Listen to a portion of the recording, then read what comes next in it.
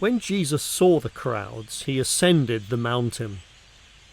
And when he sat down, his disciples came to him, and he opened his mouth and taught them, saying, "Flourishing are the poor in spirit, because the kingdom of heaven is theirs. Flourishing are the mourners, because they will be comforted. Flourishing are the humble, because they will inherit the world. Flourishing are the ones hungering and thirsting for righteousness, because they will be satisfied. Flourishing are the merciful, because they will be given mercy. Flourishing are the pure in heart, because they will see God. Flourishing are the peacemakers, because they will be called the children of God. Flourishing are the ones persecuted on account of righteousness, because the kingdom of heaven is theirs. Flourishing are you, whenever people revile and slander and speak all kinds of evil things against you on account of me. Rejoice and be glad, because your reward is great in heaven. In this same way people slandered the prophets who came before you. You are the salt of the earth. But if this salt ceases to be salty, with what will it be made salty again? This salt is good for nothing except being thrown away, where it will be trampled by people. You are the light of the world. A city that is built upon a mountain cannot be hidden. Neither do people light a lamp and then put it under a basket. Rather, they put it on a lampstand, and then it gives light to everyone in the house. In this same way, let your light shine in the presence of everyone, such that they see your good works and glorify your Father who is in heaven. Do not think that I have come to abolish the law or the prophets. I have not come to abolish, but to fulfill.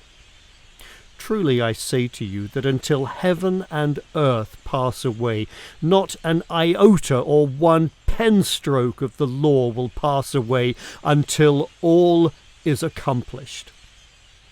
Whoever, therefore, lessens one of the least of the commandments and teaches others in this way, that person will be called least in the kingdom of heaven. But whoever does these commandments and teaches others will be called great in the kingdom of heaven. For I tell you that if your righteousness does not surpass that of the scribes and Pharisees, then you will never enter into the kingdom of heaven. You've heard that it was said to the people long ago, "You shall not murder, and whoever commits murder will be liable to judgment." And I say that everyone who is angry with his brother or sister will be liable to judgment. And whoever says to his brother or sister, "You moron," will be liable to the court. And whoever says, "You fool," will be liable to the fiery hell. Therefore, if when you are offering your gift at the altar you remember that your brother or sister has some issue with you, leave your gift there before the altar and go and first be reconciled to your brother or sister, and then go and offer your gift. Quickly make things right with your adversary, even as you are on your way to court, lest your adversary hand you over to the judge, and the judge hand you over to the guard, and you are thrown in prison. Truly I say to you that you will certainly not get out of there until you have paid back the last cent. You have heard that it was said, "Do not commit adultery." And I say to you that everyone who looks at another man's wife with lustful intent has already committed adultery with her in his heart. But if your right eye creates a stumbling block for you, then pluck it out and cast it away from you. For it is better if you lose part of yourself rather than your whole body be cast into hell. And if your right hand creates a stumbling block for you, cut it off and cast it away from you. For it is better if you lose part of yourself rather than your whole body go into hell. It was said, whoever sends his wife away must give her a certificate of divorce, and I say to you that everyone who divorces his wife except on account of sexual immorality makes her commit adultery, while everyone who marries such a divorced woman commits adultery. You've heard that it was said to the people long ago, "You shall not break your vow, but instead fulfill whatever vow you have made to the Lord." And I say to you, do not make vows at all, neither by heaven, which is the throne of God, nor by earth, which is the footstool of his feet, neither by Jerusalem, which is the city of the great king. Neither should you make a vow by your head, because you're not able to make even one of your hairs white or black, but instead let your word be yes or no. Anything that goes beyond this is from the evil one. Well, you've heard that it was said, an eye for an eye and a tooth for a tooth. And I say to you that you should not resist an evildoer. But if someone slaps you on the right cheek, turn and offer the other cheek as well. And if someone sues you and desires to take your coat, give him your shirt as well. And if someone forces you to go 1 mile, go 2 miles with him. Give to anyone who asks you, and do not turn away from anyone who wants to borrow from you. You've heard that it was said, love your neighbor and hate your enemy. And I say to you, love your enemy and pray for those who persecute you, in order that you may be the children of your Father in heaven, who shines the sun on both evil and good people, and brings rain to both the righteous and unrighteous. For if you only love the ones who love you, what reward will you have? Do not even tax collectors do that? And if you love only your brothers and sisters, well, how are you doing more righteousness? Do not even Gentiles do that? Therefore you shall be whole as your heavenly Father is whole. Be careful that you don't perform this righteousness for the purpose of being seen by others. For if this is the case, you will have no reward with your Father who is in heaven. Therefore, when you are giving to help the needy, do not sound a trumpet before you, as the hypocrites do in the synagogues and in the streets, so that they might receive glory from others. Assuredly, I tell you that this is their only reward. But when you are giving to help the needy, do not let your left hand know what your right hand is doing, such that your giving to the needy is done in secret.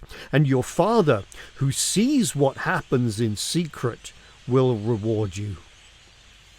And when you pray, do not be like the hypocrites, because they love to pray standing in the synagogues and at the corners of the main streets, so that they might be seen by others.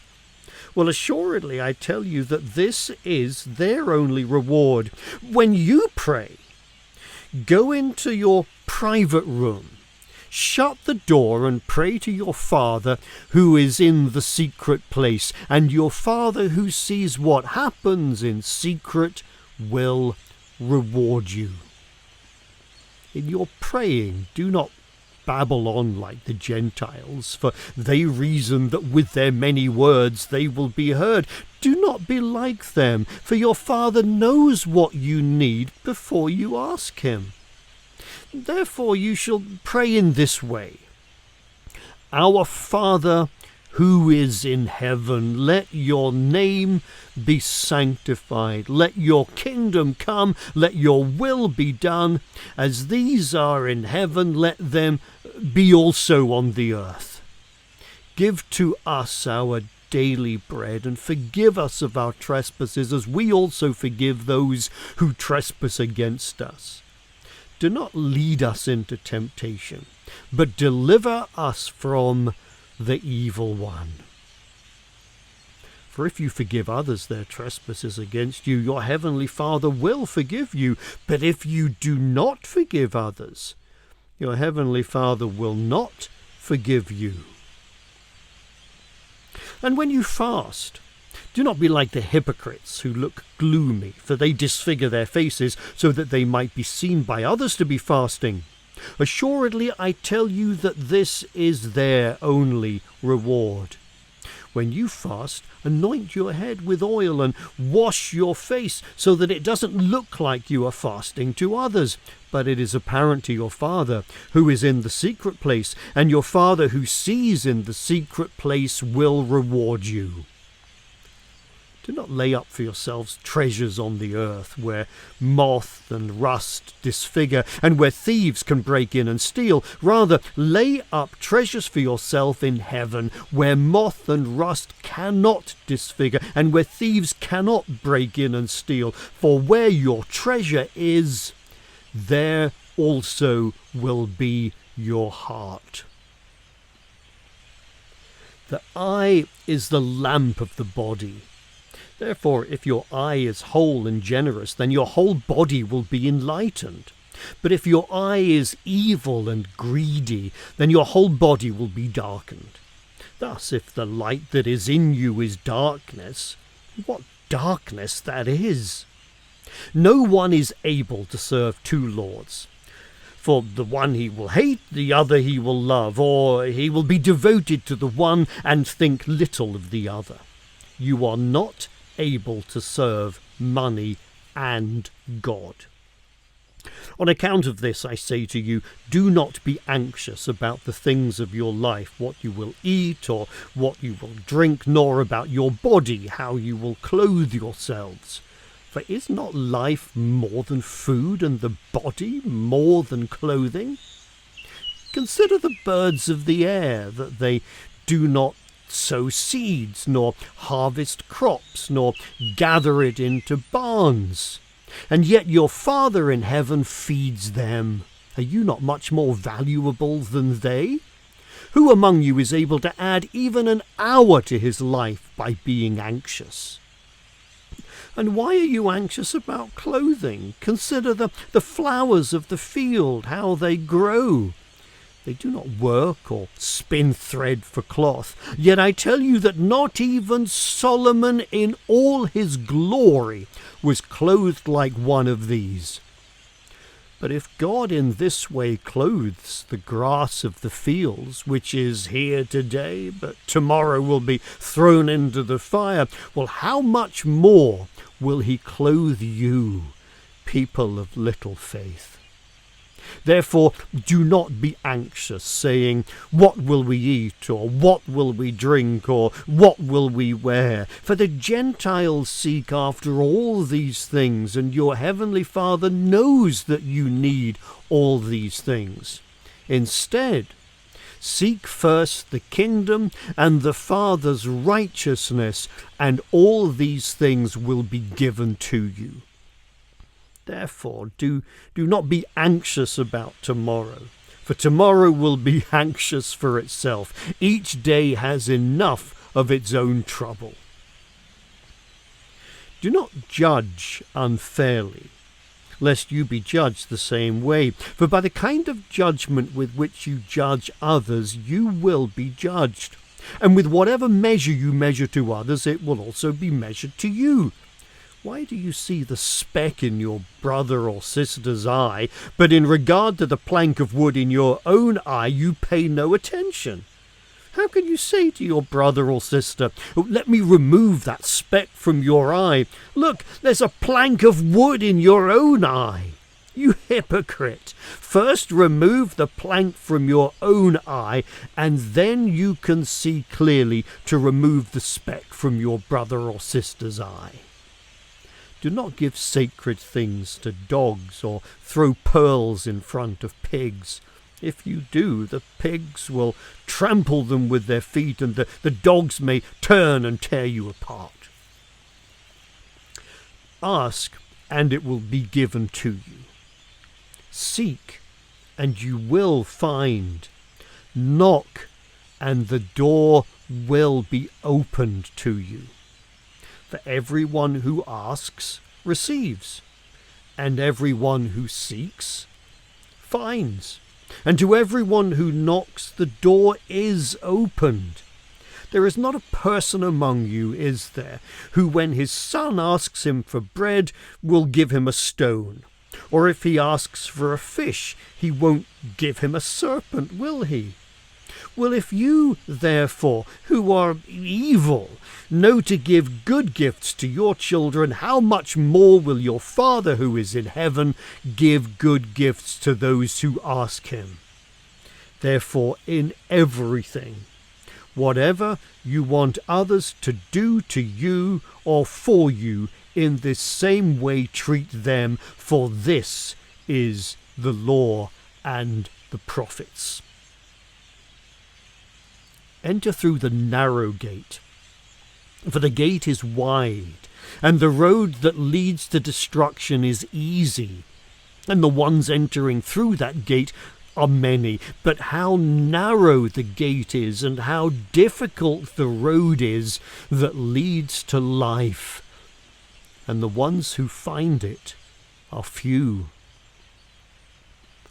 Watch out for false prophets who will come to you clothed like sheep, but on the inside are ravenous wolves. You'll recognize them by their fruit.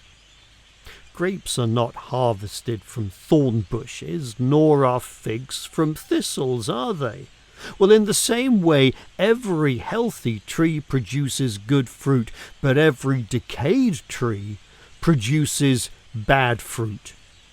A healthy tree is not able to produce bad fruit, nor is a decayed tree able to produce good fruit. Every tree that does not produce good fruit, well, is cut down and thrown into the fire. Thus you will recognize them by their fruit. Not everyone who says to me, Lord, Lord, will enter into the kingdom of heaven, but only the one who does the will of my Father who is in heaven.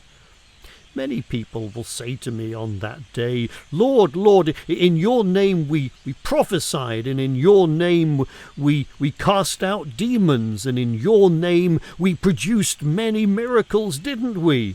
And then I will pronounce to them, I have never known you. Depart from me, you who work lawlessness.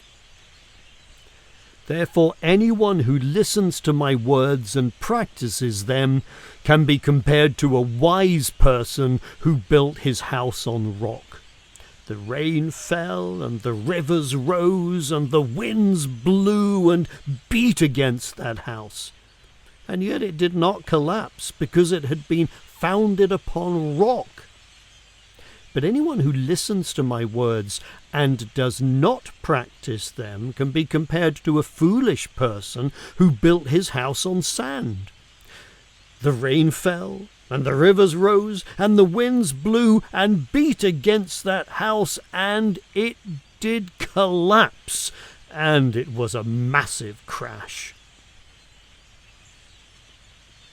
When Jesus had finished saying these words, the crowd was astonished at his teaching, for he was teaching them with such authority, not as their scribes taught.